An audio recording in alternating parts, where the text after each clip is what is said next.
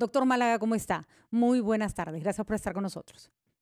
A ti, gracias Patricia, y gracias por la presentación. Sí, pues te escuchaba hace un rato en tu campaña de no ensuciar, sino de no limpieza, sino de no ensuciar, y creo que un poco se podría resumir en lo mismo, ¿no? Creo Ujú. que desde siempre la campaña tuvo que haber sido no infectarse y no esperar a los tratamientos que, como ya creo que está saliendo a la luz, nunca ha habido y siguen sin salir resultados positivos de muchos estudios, ¿no? Los primeros estudios que fueron positivos, con muchas dudas porque fueron estudios de muy mala calidad, fueron los que basaron la administración de hidroxicloroquina y la inclusión a las guías que se mantienen, bueno, prácticamente hasta ayer. Ujú. Y es bien interesante cómo hay ¿no? Cuando sale información que respalda mi posición, por muy mala que sea, la sigo citando, pero cuando sale información que es de mejor calidad, pero que va en contra de lo que yo propongo, no le doy valor, ¿no? Es un poco, creo que ha sido el resumen de cómo ha funcionado las estrategias de implementación de estas guías nacionales, que por cierto, al tener un rango de una directiva ministerial, tienen cierta obligatoriedad para su uso.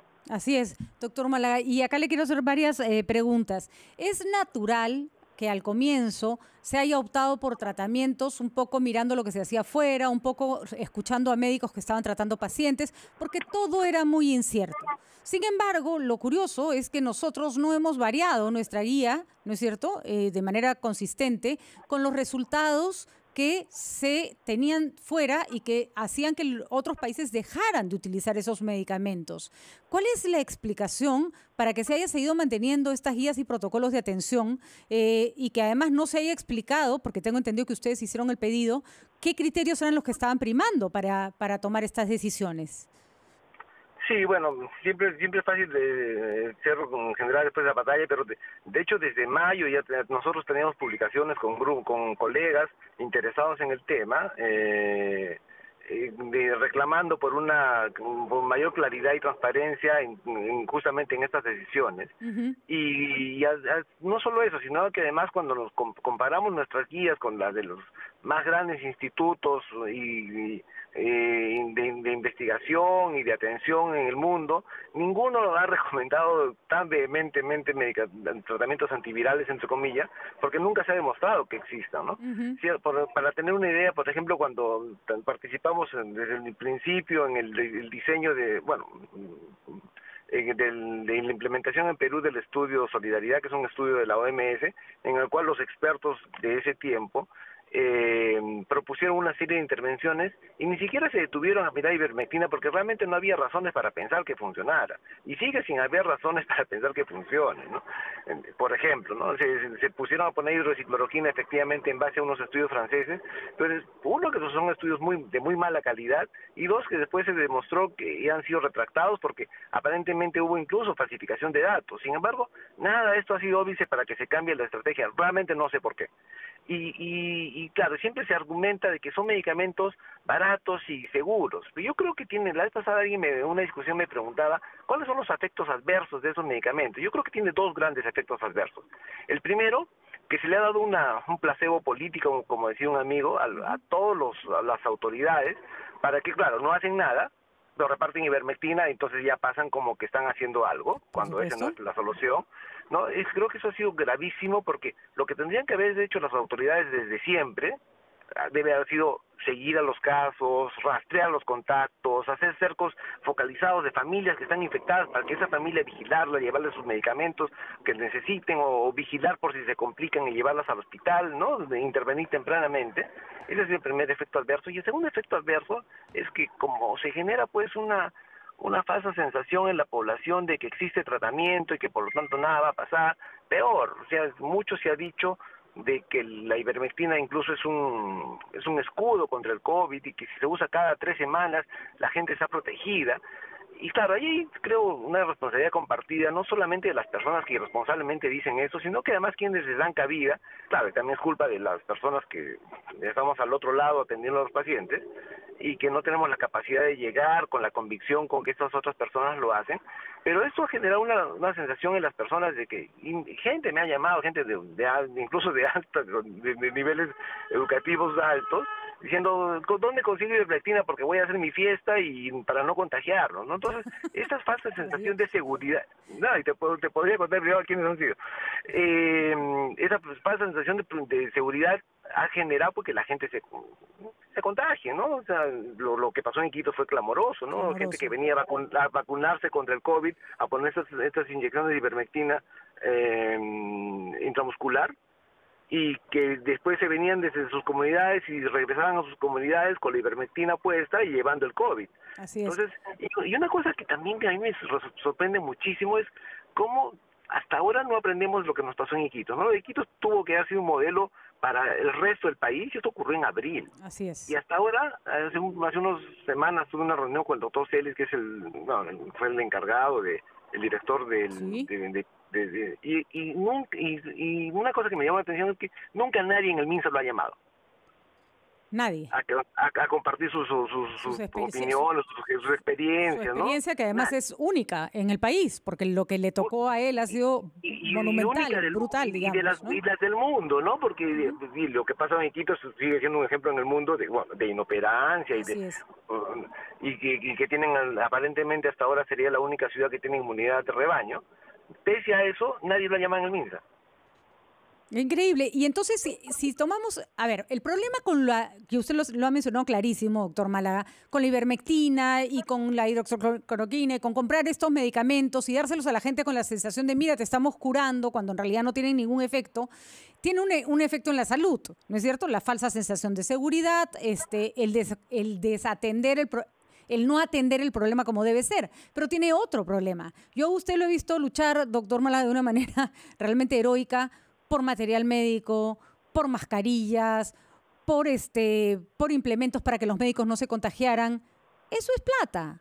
Y cuando uno gasta el dinero en algo que no sirve, deja de gastarlo en aquello que lo necesita. Podemos estar hablando también de un mal uso del presupuesto comprando medicamentos en cantidad que no eran necesarios. Bueno, lo que pasa es que nos agarró desprevenidos, sí, cierto, gracias por la referencia, pero al margen de eso, se han gastado, había un reporte que se han gastado como 200 millones de dólares en medicamentos, esos medicamentos. Esos son 200 plantas de oxígeno.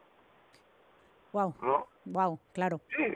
Claro. O sea, son 200 plantas de oxígeno y a mí me parece increíble que hasta, bueno, ya afortunadamente los números están bajando, los números están acompañando por diferentes motivos, que sería motivo de analizar en otros, pero hasta hace un mes todavía habían ciudades no chicas que tenían problemas de oxígeno, o sea, no hemos aprendido nada. El problema no solo, bueno, en abril, en mayo se aceptaba, pues efectivamente, nadie sabía mucho del tema. Así es, eso ya, esa parte es como más comprensible, digamos, ¿no?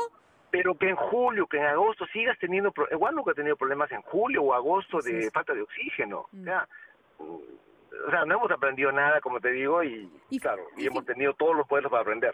Y finalmente, doctor Málaga, ya se quitó hoy día, según este decreto supremo, se ha quitado la guía del uso de estos medicamentos para que no se usen en los centros hospitalarios. ¿Qué debe pasar ahora? ¿Qué debería hacer? Porque una cosa que me llama a mí mucho la atención es como muchas autoridades no han aprendido, ¿no? Yo escuchaba a una alta autoridad de salud que hace 2 semanas decía, sí, estamos implementando la atención primaria con estos kits COVID y con pruebas rápidas, ¿no? Ya sabemos hace meses que las pruebas rápidas tienen otra utilidad, no sirven para diagnóstico temprano, o sea, ¿de qué diagnóstico temprano se puede estar hablando con pruebas rápidas, ¿no? Entonces, creo que también hay un tema de desidia de algunas autoridades, bueno, no todas seguramente, pero la que yo escuché de salud, que me llamó clamorosamente la atención, de que, oye, estás en esto, este es tu problema de salud, infórmate, ¿no? Está bien, no seas médico, pero ya estás en esta pandemia hace 6 meses, por lo menos ten las cosas, los conceptos claros, ¿no? Así es.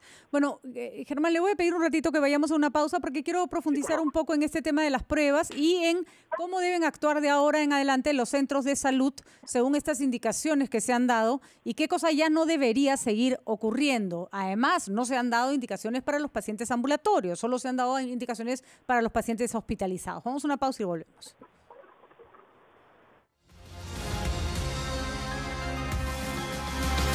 1:37 de la tarde. Estamos en la segunda edición de la Rotativa del Aire y conversamos con el doctor Germán Málaga, que ha sido uno de los médicos que más ha trabajado desde el comienzo de la pandemia por tratar de que las cosas funcionaran mejor en el sector salud, mejor para los médicos, que además funcionaran mejor para los pacientes. Ha estado siempre al pie del cañón, en realidad yendo mucho más allá de sus funciones habituales.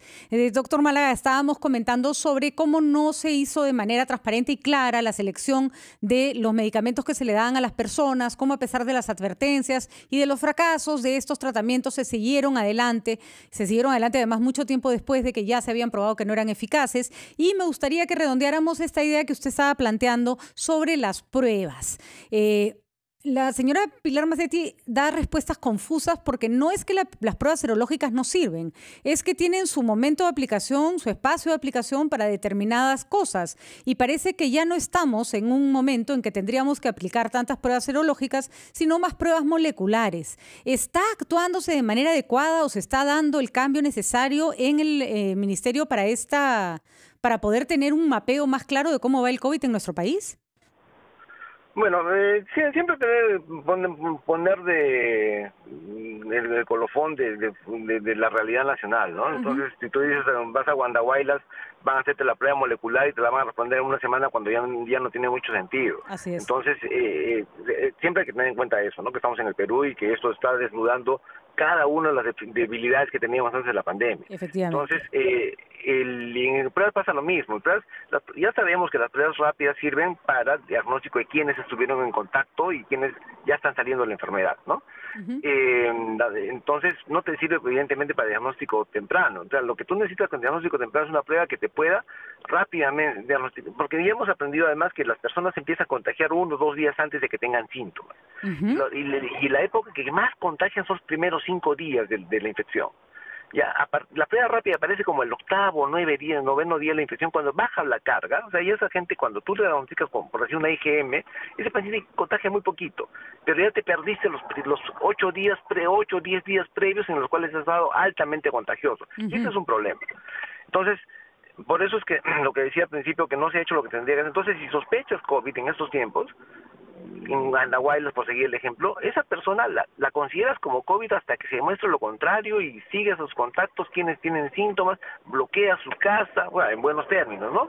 Le das el soporte, porque hay que ser conscientes que no vamos a tener suficientes pruebas moleculares para estas personas. O sea, ahora, si se tuviera que hacer un esfuerzo ahora, lo que se tendría que hacer es, ya están saliendo las pruebas rápidas, serológicas, que lo que miden es antígeno.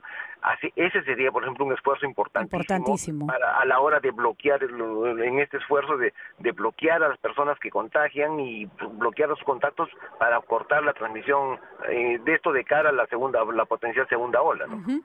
De acuerdo, doctor Málaga. ¿Estamos preparados? ¿Queda descartado, como parecieran estar confiadas nuestras autoridades, la posibilidad de un rebrote?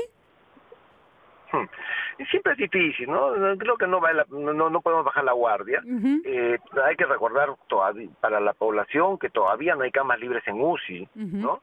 Y la razón de que no hay camas libres en UCI es porque, digamos, siempre en otros países por la proporción de pacientes con COVID grave que van a la UCI es de 30%. Nunca hemos tenido una relación de 30% de camas UCI en el Perú, entonces hay muchísima gente que ha quedado fuera de la UCI. Claro, ahora ha bajado 1/3 y efectivamente hay mucho más posibilidad de que un paciente grave acceda a la UCI que antes, pero las UCI siguen estando llenas. Entonces, eso hay que recalcarlo, porque la gente está confiando y dice, no, pues ya ha bajado. No, oye, probablemente en el sector privado sí hay camas UCI, pero en los hospitales, ayer yo estuve turno en el día y no había ninguna cama de UCI y tenía que pasar 2 pacientes a la UCI. Entonces, eso es en primer lugar. Segundo lugar, sí, pues hemos avanzado bastante en infraestructura hospitalaria, en camas UCI, en ventiladores, seguramente eso no ayuda, pero yo creo que mientras no tengamos una estrategia de cómo se controla un problema de salud pública, y ese es el punto.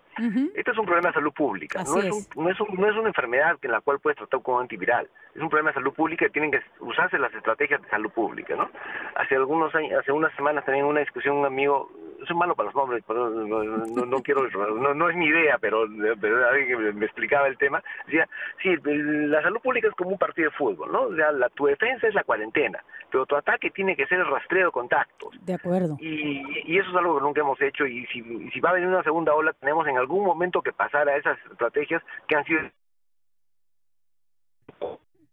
¿Tenemos problemas con la comunicación con el doctor Málaga? Se cortó la comunicación con el doctor Málaga, pero creo que quedó claro. Vamos a tener seguro oportunidad de conversar más adelante con él, pero está claro, ¿no es cierto? Se han insistido en protocolos de atención que no han tenido mayor sentido, que se debieron haber retirado hace mucho tiempo y ahora toca hacer otro tipo de pruebas y otro tipo de rastreos. Ojo, otro tipo de rastreos. Es lo que sugiere el doctor Edgar, el doctor Germán Málaga.